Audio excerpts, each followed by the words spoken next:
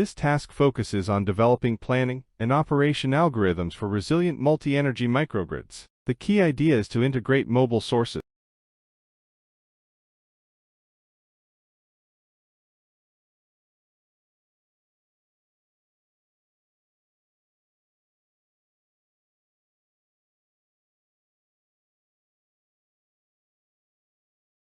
Here you see the planning and operation framework. We start with the inputs. These come from datasets, typically in Excel format, and include the demand profile, renewable generation from PV and wind, coefficients for shedding essential and non-essential loads, and of course, outage scenarios. These inputs feed into the microgrid optimal power flow. Here, the system evaluates line outages and demand-supply balances under different conditions. From there, the microgrid central controller, or MGCC, takes over. This is where AI agents plan and operate the mobile sources. They determine where mobile generators or storage should be located, how large they need to be, and how they should be dispatched. Disturbances. The final step is load restoration. Based on the outputs, the system decides how quickly we can bring loads back online after an outage, prioritizing essential loads while minimizing downtime for non-essential ones. To measure impact, we compare load restoration with and without mobile sources. Without mobile units, outages leave significant gaps. With mobile units,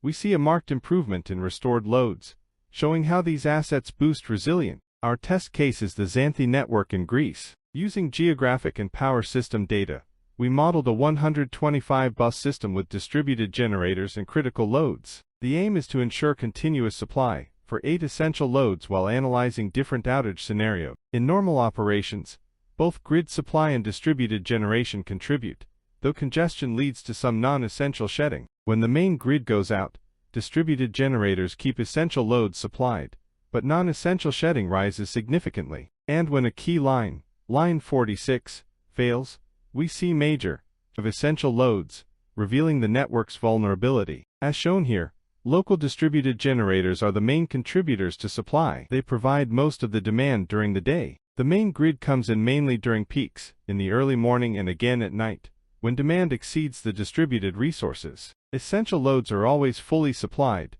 which is critical for resilience. However, there is some shedding on essential loads at night. This happens because of line congestion, which limits how much power can be transferred. In this case, the local distributed generators become the only resources available to meet demand. The main grid is entirely out of service. The good news is that essential loads are still fully supplied throughout the day. This shows the strength of the distributed resources in maintaining critical services. However, there is a significant increase in non-essential load shedding. It jumps from about 541 kilowatt-hours in normal conditions to over 3,600 kilowatt-hours. This clearly shows the limitations of the system when grid support is lost. This slide shows a line 46 outage at bus 4547. West side experiences significant essential load shedding, while the east side maintains full supply. Graphs illustrate power demand, supply, and DG contribution. This is where mobile sources come in. Before repairs, mobile energy generators